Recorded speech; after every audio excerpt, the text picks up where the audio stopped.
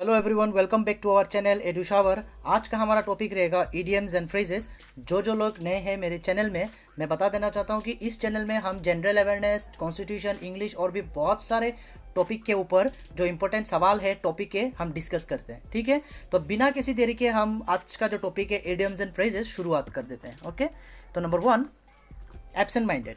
Absent minded means lost in thought and unawares of one surroundings और actions. मतलब आप किसी एक दूसरे ख्यालों में खोए रहना और प्रेजेंट आप जहाँ पे हो, आपके सराउंडिंग में जो हो रहा है उसको आपको मतलब खबर ही नहीं है, आप किसी और ही ख्यालों में खोए हो, उसे कहते हैं absent minded. Number 2, above board. Above board का मतलब होता है आपका in the open without dishonesty. ठीक है, एकदम ऑनेस्टली कोई काम करना। ठीक है, हमारे जो काम करेंगे हम अच्छे मन से करेंगे, कोई डिसऑनेस्टी नहीं रहता है, उसे कहते हैं above board. Okay, number 3, above oneself. Above oneself means having too high an opinion of own's important. जो लोग मतलब सेल्फ सेंटर्ड है, जिसे लगता है कि वो जो मतलब खुद को लेके ओवर कॉन्फिडेंट और फिर ज़्यादा जानना, ठीक है ना, जो मतलब high an opinion of one's owns importance. ठीक है, उसे कॉन्सिटेड भी कहते हैं। Okay, next number 4, all ears. All ears का मतलब है be very eager to hear what someone is saying, listening attentively। ठीक है, एकदम बोलते ना कान खुला रखो और सुनो, कान खुला करके सुनो। तो ये है बहुत मतलब फोकस देके, कॉन्सेंट्रेशन देके किसी चीज को सुनना, उसे कहते हैं all years. Okay, next, alive and kicking। alive and kicking means in a healthy condition, lively and active।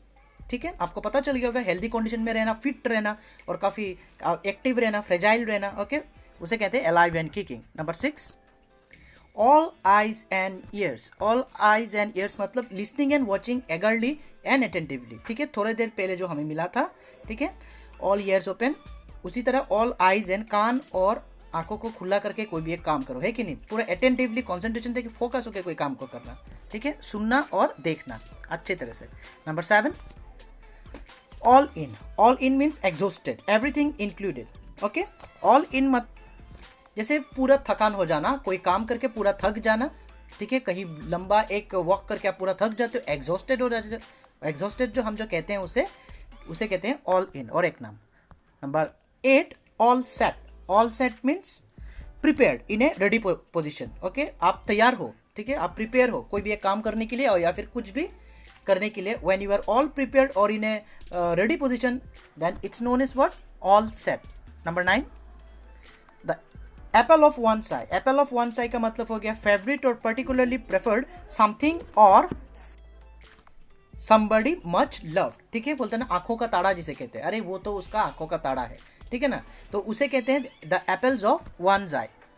Number 10, armed to the teeth. Armed to the teeth means heavily armed, having deadly weapon. जैसे हमारा military या फिर कोई भी देश का जब war हो जाता है तो मिलिट्री ऑल प्रिपेयर्ड होते हैं, वो लोग के पास आर्म्स, वेपन्स सब लेके जाते हैं कि नहीं, उसे कहते हैं arm to the teeth, heavily armed और having deadly weapon.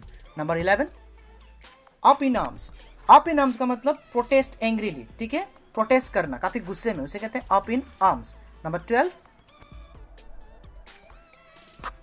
Eight arms length. At arms length का मतलब कीप और stay at such a distance that discourages physical और social contact। ठीक है, जैसे किसी भी लोगों के साथ सोशल थोड़ा डिस्टेंस मेंटेन करना, है कि नहीं।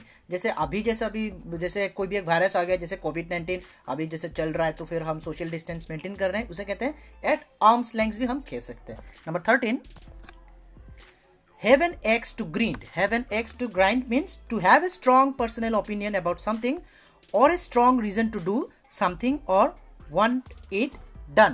ठीक है, आपका पर्सनल कोई ओपिनियन है किसी भी चीज को लेके। ठीक है, उसे आप क्या करना चाहते हो कि जिस मकसद से आप उससे पाना चाहते हो या फिर करना चाहते हो, उसे कहते हैं have an axe to grind, कोई एक गोल हो।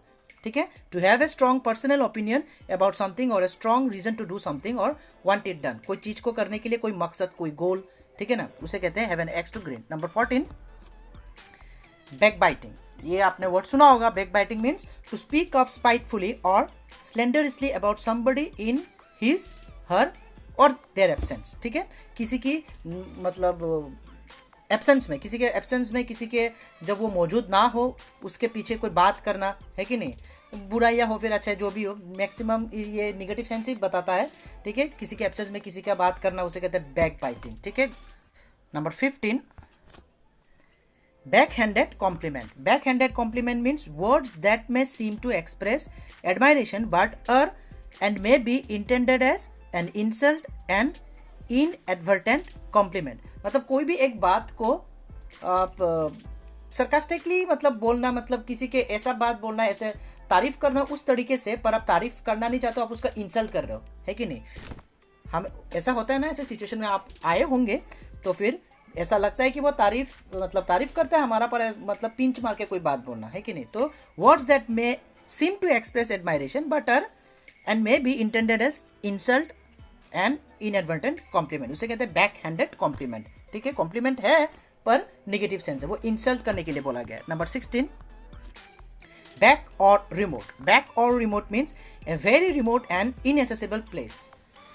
वो जगह जो मतलब काफ़ी मुश्किल है मतलब पहुंचना, उसका कम्युनिकेशन बोल लीजिए, या फिर काफ़ी रिमोट एरिया है, जैसे पहाड़ों के ऊपर, ठीक है, और रोड अच्छा नहीं है, या फिर पहुंचना उस जगह में रहना, उसे रिमोट और इनएसेसिबल प्लेस कहते हैं. और एक है बैक और रिमोट भी कहते हैं, ठीक है. बैक और रिमोट का मतलब ये सब. Number 17, behind one's back. Behind one's back means on one's absent without one's permission. किसी मतलब कोई काम करना, किसी का काम करना, या फिर किसी से बिना परमिशन लेके कोई एक काम करना. हालांकि वो परमिशन लेना चाहिए, है कि नहीं, उसके प्रेजेंस में करना चाहिए, पर आप उसके प्रेजेंस में नहीं कर रहे हो, उसका अनुमति ना लेकर कोई काम कर रहे हो, उसे कहते हैं behind one's back. Number 18, bad blood. Bad blood means hostile feelings और एनिमोसिटी, ठीक है. जैसे कोई भी मतलब bad relations, you can say. Bad blood means bad relations, hostile feelings. कोई भी दो परिवार है, तो दो परिवार के बीच में हमेशा कुछ अनबन होता रहता है, तो हम क्या कहेंगे, this two families were in a bad blood, ठीक है. तो वो लोग एक काफ़ी हॉस्टाइल फीलिंग्स और एनिमोसिटी है, तो वो है बैड ब्लड कहते हैं. Number 19, be in somebody's bad books. What does it mean? To be a subject of somebody's displeasure और बी इन डिसग्रेस, ठीक है. जैसे मैं आपको एक एग्जांपल देता हूँ, एग्जांपल से समझाता हूँ. आप अगर स्कूल में रेगुलरली नहीं जाते हो, ठीक है, बहुत बंक करते हो स्कूल, तो हम क्या कहेंगे कि आप स्कूल में आप एक सब्जेक्ट हो बैड बुक स्कूल के लिए, क्योंकि आप बहुत स्कूल बंक करते हो. जैसे शी इज, ठीक है, she is in her schools bad books because she bunks too much classes. क्योंकि वो बहुत क्लासेस मिस करती है, तो हम क्या बोलेंगे, she is in her schools bad book. Okay. Number 20, a bad debt. A bad debt means a debt that is unlikely or impossible to repay. मतलब एक कर्जा ले लेना पर उसे चुकाना काफी मुश्किल, उसे चुकाना मतलब नामुमकिन ही है. ले तो लिया पर अभी चुका नहीं पा रहे, तो वो हम क्या कहेंगे, वो जो लोन अमाउंट है उसे कहते हैं a bad debt, ठीक है. debt that is unlikely or impossible to be repaid. Number 21, back scratching. Back scratching means doing favors for each other. जैसे आप किसी का हेल्प कर रहे हो, बदले में आप भी उससे कुछ फेवर ले रहे हो. जैसे you do a favour for me, I will do a favour for you, हम ऐसे बोलते हैं ना, तो उसे कहते हैं back scratching. Number 22, get the ball rolling. Get the ball rolling means to start an understanding activity. Means कोई भी एक चीज को समझना और उस काम को चालू करना, ठीक है. टू स्टार्ट एन अंडरस्टैंडिंग और उस काम को चालू करना, उसे कहते हैं gate the ball rolling. Number 23, barefaced lie. Barefaced lie means a shameless falsehood, lie without any attempt to disguise it, ठीक है. To disguise means कोई भी आपका झूठ बोलना और उसे बिना छुपाने का कोशिश की आप मतलब मुंह में बोल देना झूठ, उसे कहते हैं barefaced lie, ठीक है. मतलब सबको पता है कि वो झूठ बोलता है, उसको इतना वो नहीं करना. तो नंबर 23 हो गया. Number 24, with one's bare hands. With one's bare hand means without any weapon or tools, ठीक है. मतलब बिना किसी औजार के, बिना किसी हथियार के, मतलब खाली हाथ कोई काम करना या फिर कोई भी एक्टिविटी करना, ठीक है, उसे कहते हैं with one's bare hands. Number 25, bears keep in mind. Bear keep in mind means to remember, to keep in consideration, ठीक है, याद रखना या फिर उस बात को नोट करना, ठीक है ना, पॉइंट टू बी नोटेड हम जैसे बोलते हैं, और याद रखना कुछ बात को, उसे कहते हैं bear keep in mind. Number 26, to beat about the bush. To beat about the bush means to evade an issue, to avoid coming to point, ठीक है. मतलब कोई भी एक बात को घुमाना फिराना, पॉइंट पे नहीं आना, जो उसके अलावा अब हर सब बात कर लेना पर पॉइंट का जब बात हो नहीं बोलना। तो यही है to evade an issue, to avoid coming to point. Number 26, bed of roses. Bed of roses means state situation of great comfort and luxury, ठीक है, आसान तरीका या फिर काफ़ी अच्छा सिचुएशन, उसे कहते हैं बेड ऑफ रोसेस, ठीक है। Then number 28, be in one's bonnet.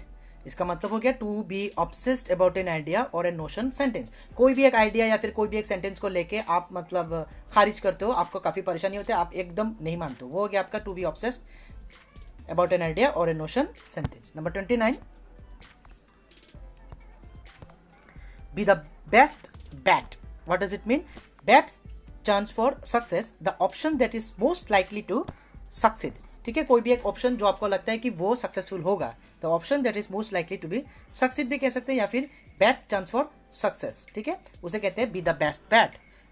Next, below the belt. Below the belt means not going by the rules, attacking unfairly, ठीक है ना। जैसे बॉक्सिंग में जब वो होता है, हम कमर के नीचे वो लोग मतलब क्या बोलते हैं, पंच नहीं मार सकते, है कि नहीं।